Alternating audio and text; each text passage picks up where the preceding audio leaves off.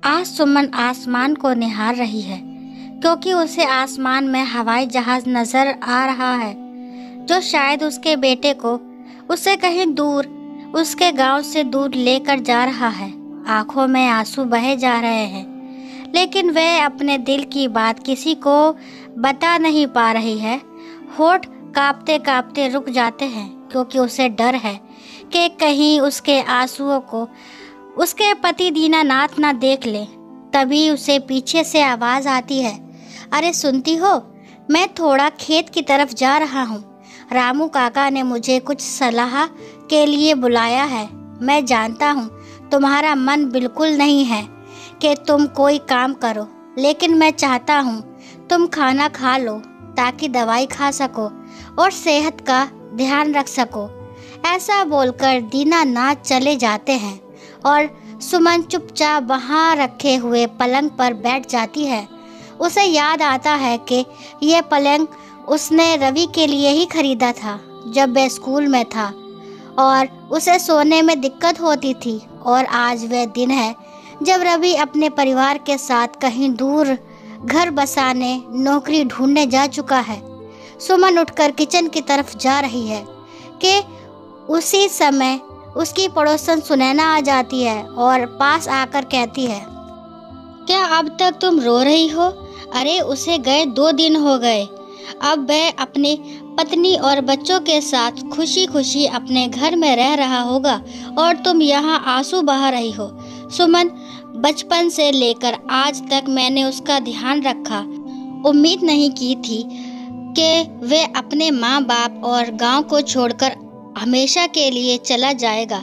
माँ हूँ उसकी, याद तो आएगी ही। सुनैना, अब तुम अपने बेटे को भूलने की कोशिश करो। चला गया वह पंछी अपने पिंजरे को छोड़कर। अब भला वह वापस हमारे गांव में क्यों आएगा? और आएगा भी तो सिर्फ 2 या 4 दिनों के लिए। अरे वाह, पीछे गली वाली प्रतिमा का भी यही हाल हुआ। उसने तो अपने बेटे को शहर इसलिए भेजा था कि वह वहां जाकर प्रमिला की मदद कर पाए, लेकिन देखो ना, बेटा तो वापस आया ही नहीं। सुमन, नहीं, मेरा रवि ऐसा नहीं है। पहले तो वो मेरा बहुत ख्याल रखा करता था। ये बात अलग है कि तब वह बहुत छोटा भी था। सुनैना, तुम जानो और तुम्हारा काम। मैं तो थोड़ी शक्कर लेने आई थी। मेरे घर मेहमान आ रहे हैं ना, और दुकान खुली नहीं है। हो सके तो 1 कटोरी शक्कर ही दे दे। सुनैना तो वहाँ से चली गई, लेकिन उसकी बातें सुमन के दिल पर जहर सी लग रही थी। उसे मन ही मन ये डर होने लगा कि कहीं सच में ऐसा ना हो जाए कि रवि वापस ही ना आए। धीरे धीरे 2 महीने बीत गए। जब भी रवि का फोन आता, सुमन दौड़कर पोस्ट ऑफिस पहुंच जाती है, जहां वह जी भर रवि से बात कर पाती। आज भी रवि का फोन आया। रवि, कैसी हो माँ? तुम्हारी तबीयत कैसी है? सुमन, हाँ बेटे, मैं बिल्कुल ठीक हूँ। बस तेरी आवाज़ सुन लेती हूँ ना, दिल को सुकून मिल जाता है। ये बता, बहू और बच्चे कैसे हैं? रवि, सब कुछ अच्छा है माँ। और पता है, तुम्हारी बहू ने बिल्कुल तुम्हारी तरह आलू के पराठे बनाए जैसे तुम मुझे बनाकर खिलाया करती थी। बिल्कुल वही स्वाद। मुझे तो ऐसा लगा कि अब तो मैं इतना टेस्टी पराठा यही खा पाऊंगा। सुमन, उदास होते हुए, चलो अच्छा है, अब तुझे मेरी याद नहीं आएगी। अब तुम सब यहाँ कब आओगे? रवि, माँ, बार बार हमें आने के लिए मत बोला करो, क्योंकि अब हमारे पास टाइम नहीं है कि दिन भर दौड़कर आपके पास आ जाएंगे और आपकी सेवा करते रहें। यहाँ अपने बच्चों का एडमिशन भी करवाना है और मुझे अपनी नौकरी की वजह से समय भी नहीं मिलता। अब मैं फोन रखता हूँ, जब समय मिलेगा तब करूँगा। रात होने पर सुमन दीनानाथ से पूछती है, बहू ने अगर मेरी जगह ले ली हो तो भला मेरे बेटे को मेरी याद क्यों आएगी? अब लगता है बुढ़ापा ऐसे ही बिताना होगा। दीनानाथ, सही कहती हो। अब तो रवि का ज़्यादा फ़ोन भी नहीं आता और वह अपने काम और परिवार में ही व्यस्त रहने लगा है।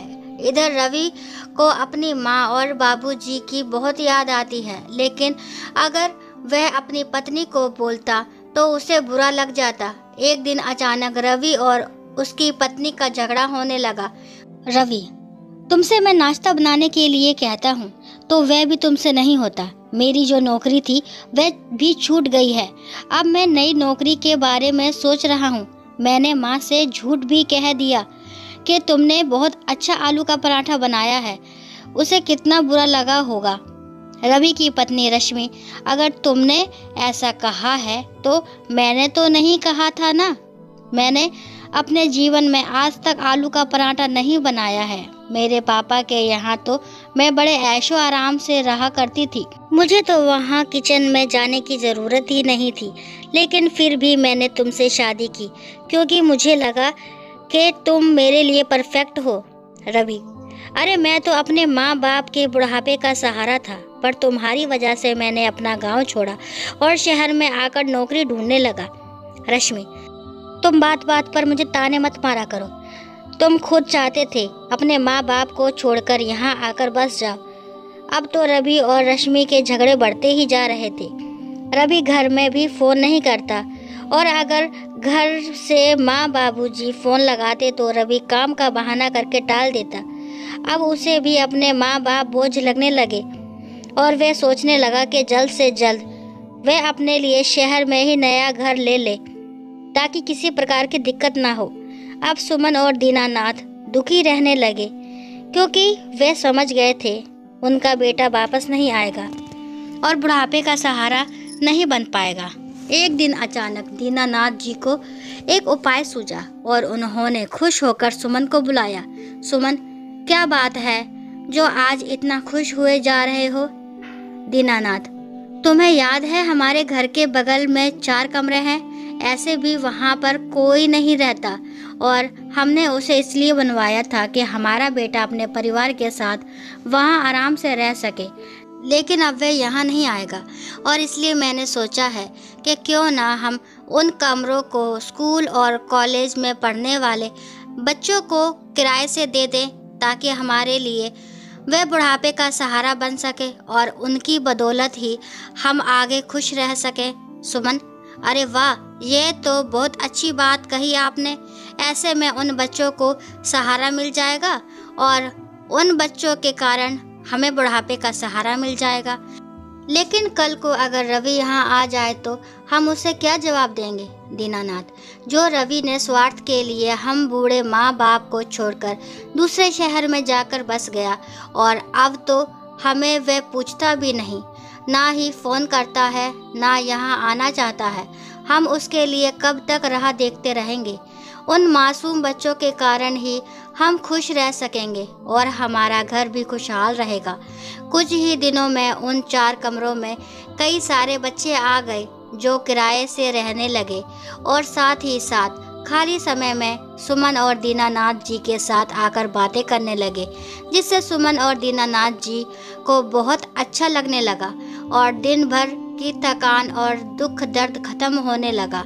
किसी तरह जब ये बात रवि को पता चली तो उसे बहुत बुरा लगा कि उसके ही माता पिता ने ऐसा किया, लेकिन वह समझ चुका था कि उसने भी अपने माँ बाप को छोड़कर अच्छा नहीं किया। तभी वहाँ पर किराए पर रहने वाला एक बच्चा आकर कहता है, ताऊ जी, क्या हमें कभी किसी का दिल नहीं दुखाना चाहिए? दीनानाथ, नहीं बेटा, हमें किसी का भी दिल नहीं दुखाना चाहिए, क्योंकि जब भी हम किसी का दिल दुखाते हैं ना तो कहीं ना कहीं हम गलत कर रहे होते हैं, जो हमें उस समय समझ नहीं आता। ऐसे में अच्छा होगा अगर हम सबको खुश रखें तो हम हमेशा खुश रह सकते हैं और हमेशा उम्मीद उन्हीं से रखो जो तुम्हारे उम्मीद पर खरे उतर सके। बच्चा तो वहाँ से चला गया, लेकिन सुमन और दीनानाथ समझ चुके थे कि उनकी खुशी उनके हाथ में ही है और अब उन्हें किसी की ज़रूरत नहीं है बुढ़ापे के सहारे के लिए, क्योंकि उनका सहारा अब वे खुद ही हैं। दोस्तों, आशा करती हूँ ये कहानी आपको ज़रूर पसंद आई होगी। कहानी पसंद आती है तो प्लीज़ मेरे चैनल को लाइक, शेयर और सब्सक्राइब करना ना भूलें और इस कहानी के बारे में आपके क्या विचार हैं कमेंट बॉक्स में ज़रूर बताएं और कहानी को लास्ट तक सुनने के लिए थैंक यू।